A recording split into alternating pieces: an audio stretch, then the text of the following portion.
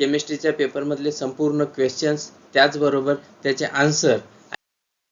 Section बी संपलेला आहे या ठिकाणी. आता सेक्शन सी पाहूया. सेक्शन सी मध्ये attempt any 8 of the following questions. म्हणजे काय, आपल्याला 8 क्वेश्चन सॉल्व्ह करायचे आहेत आणि मार्क्स किती आहेत, 24 मार्क्स आहेत. म्हणजे एका क्वेश्चनसाठी आपल्याला किती, 3 मार्क असणार आहेत. म्हणजे प्रत्येक क्वेश्चन 3 मार्कचा असेल. आणि या ठिकाणी आपल्याला सेक्शन सी पाहायचा आहे. तर question number 15. Construct a cell using standard hydrogen electrode and zinc electrode. Write its cell reaction and cell representation. Next, calculate cell potential of cell with 0.01 molar zinc dipositive ion. Standard potential of cell is plus 0.76 volt. तर अशा पद्धतीने ही question दिलेला आहे. या question मध्ये आपल्याला या ठिकाणी काय कन्स्ट्रक्ट करायचा आहे सेल. तर या ठिकाणी आपल्याला हे कन्स्ट्रक्शनला 1 मार्क असणार आहे. त्यानंतर Zn plus 2H plus it give Zn dipositive plus H2 हे लिहिल्यानंतर 1 मार्क असणार आहे. आणि या ठिकाणी या फॉर्म्युल्यासाठी हाफ मार्क असणार आहे आणि या आन्सरसाठी काय हाफ मार्क असणार आहे. म्हणजे 1 मार्क आणि हाफ म्हणजे 1 मार्क. अशा पद्धतीने हा 3 मार्कचा क्वेश्चन असेल. आणि अशा पद्धतीने आपल्याला लिहिल्यानंतर 3 ला 3 कंप्लीट मार्क भेटून जातील. Next one is the Question number 16. State Henry's law and write 4 conditions for the ideal solution. आता या ठिकाणी काय हेनरीज लॉ लिहायचा आहे. त्यानंतर 4 conditions for ideal conditions लिहायचे आहे. First one answer. It state that the solubility of gas in a liquid is directly proportional to the pressure of the gas over the solution. तर आपण हे लिहिल्यानंतर किंवा स्टेटमेंट दिल्यानंतर स्टेटमेंटसाठी आपल्याला काय 1 मार्क असणार आहे. हे कंप्लीट स्टेटमेंट लिहिल्यानंतर 1 मार्क असेल. S is directly proportional to P. तर हे लिहिल्यानंतर 1 मार्क असणार आहे. आणि त्यानंतर 4 कंडिशन्स, आयडियल सोल्युशनचे 4 कंडिशन्स लिहायचे आहेत. 4 कंडिशन म्हणजे प्रत्येक कंडिशनला किती हाफ मार्क असणार आहे. प्रत्येक कंडिशनला हाफ मार्क असल्यामुळे आपल्याला 4 कंडिशन लिहिणं गरजेचं आहे. तर या ठिकाणी ideal solutions obeys the Raoult's law over entire range of concentration. Second one, no heat is evolved or absorbed when 2 components forming an ideal solution are mixed. Thus, the enthalpy of mixing is 0. Third, in ideal solution, solute and the solvent molecular interactions are comparable. And next, fourth one is the vapor pressure of ideal solution always lies between vapor pressure of pure components. हे 4 condition लिहिल्यानंतर आपल्याला काय 2 mark पडतील. तर या ठिकाणी प्रत्येक कंडिशनला हाफ मार्क असणार आहे. Question number 18. Calculate the standard एन्थॅल्पी of the reaction.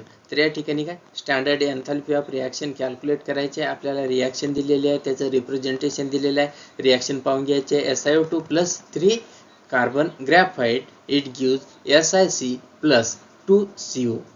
Then from the following reaction. तर या ठिकाणी आपल्याला 3 रिॲक्शन दिलेले आहेत.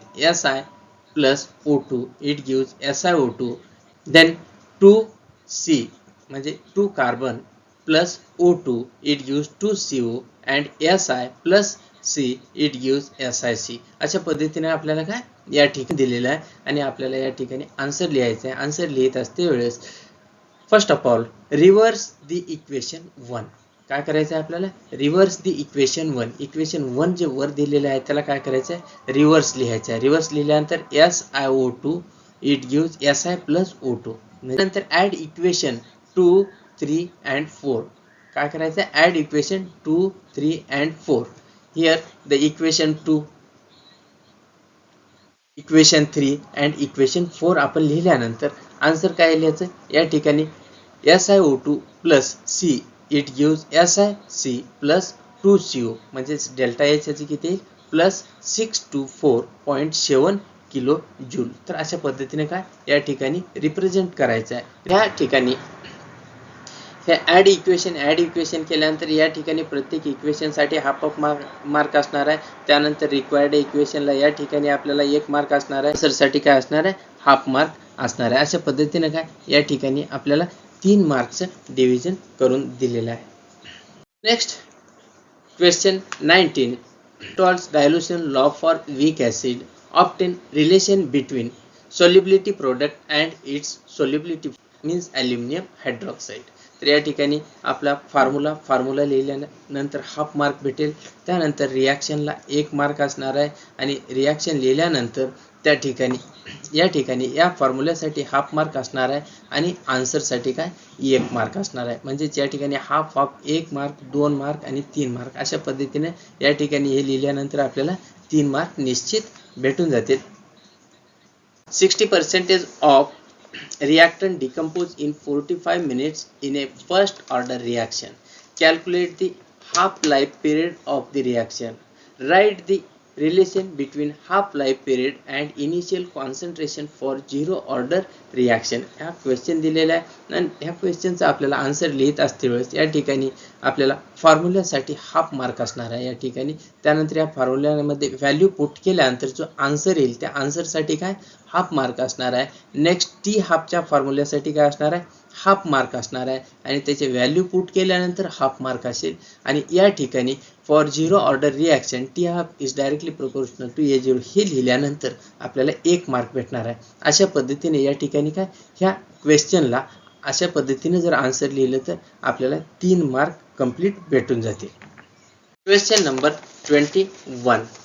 Write the conditions of color of transition metal ion and write the alloy used in a Fischer-Tropsch process. तर या ठिकाणी काय कंडिशनसाठी आपण कंडिशन लिहिल्यानंतर हाफ मार्क म्हणजे या ठिकाणी 4 कंडिशन लिहायचे. 4 कंडिशनसाठी हाफ म्हणजे 2 मार्क असतील. आणि त्यानंतर या ठिकाणी alloy used in Fischer-Tropsch process is COTH alloy हे जर लिहिलं तर त्या ठिकाणी काय आपल्याला 1 मार्क भेटेल. अशा पद्धतीने काय 3 मार्क भेटतील. तर conditions presence of unpaired d electrons, dd transitions, nature of ligand attached to the metal ion, geometry of the complex formed by the metal ion. या कंडिशन लिहिल्यानंतर या ठिकाणी काय आपल्याला 2 मार्क भेटतील आणि या ठिकाणी अलॉयचं नाव लिहिल्यानंतर 1 मार्क भेटून जाईल. Question number 22. Explain anomalous behavior of oxygen with respect to atomicity, magnetic property and oxidation state. Atomicity बद्दलच्या इन्फॉर्मेशन साठी 1 मार्क असणार आहे. मॅग्नेटिक प्रॉपर्टीच्या इन्फॉर्मेशन साठी 1 मार्क असणार आहे आणि ऑक्सिडेशन स्टेट यासाठी आपल्याला 1 मार्क असणार आहे. अशा पद्धतीने जर आपण लिहिलं तर या ठिकाणी आपल्याला 3 मार्क निश्चित भेटून जातील. आणि या ठिकाणी atomicity oxygen is a diatomic molecule while others are polyatomic molecule. Next one, magnetic property, oxygen is paramagnetic while others are diamagnetic. Oxidation state, oxygen shows -2, -1 and +2 oxidation state. Other element shows -2, +2, +4, +6 oxidation state. And oxygen cannot exhibit higher oxidation state due to the absence of vacant d orbital. अशा पद्धतीने जर answer लिहिले तर आपल्याला काय 3 mark भेटणार आहे. म्हणजे प्रत्येक पॉइंट साठी काय 1 मार्क असणार आहेत. 33. Explain cross Cannizzaro reaction and draw structure for the deuterium ion of sulfonilic acid. तर या ठिकाणी काय क्रॉस कॅनिझारो रिॲक्शन लिहायचे आहे.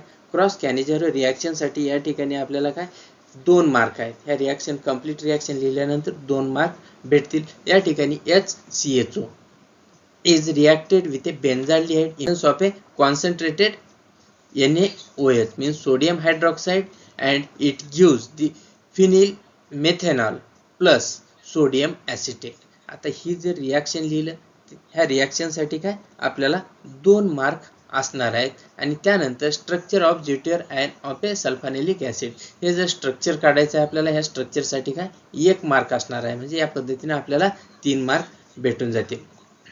Next question number 24. Identify A, B, C and rewrite the chemical reaction. म्हणजे आपल्याला एक केमिकल रिॲक्शन दिलेली आहे. केमिकल रिॲक्शन मध्ये A, B, C find out करायचे आहे आणि फाइंड आउट करून कंप्लीट रिॲक्शन परत लिहायचे आहे. त्यावेळेस आपल्याला काय 3 मार्क भेटतील. तर या ठिकाणी काय CH3 CH2Cl plus KOH on heating it gives CH3 CH2OH. हा आपल्याला फर्स्ट A असेल. या ठिकाणी CH3 CH2OH म्हणजे हे रिॲक्शन लिहिल्यानंतर 1 मार्क पडेल. Again The CH3CH2OH in presence of a hot CU powder it gives CH3CHO. हा असेल बी पॉइंट. CH3CHO लिहिल्यानंतर या ठिकाणी आपल्याला काय ही रिॲक्शन लिहिल्यानंतर 1 मार्क पडेल.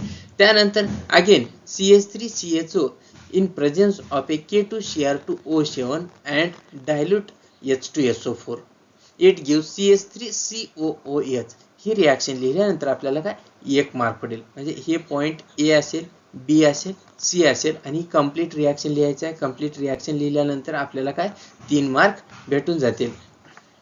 Next one, question number 25. Explain optical isomerism in 2-chlorobutane. आता ऑप्टिकल आयसोमेरिझम लिहायचं आहे कशाचं? 2-chlorobutaneचं. तर या ठिकाणी काय it contains 1 unsymmetric or chiral carbon atom. It contains 1 asymmetric chiral carbon atom.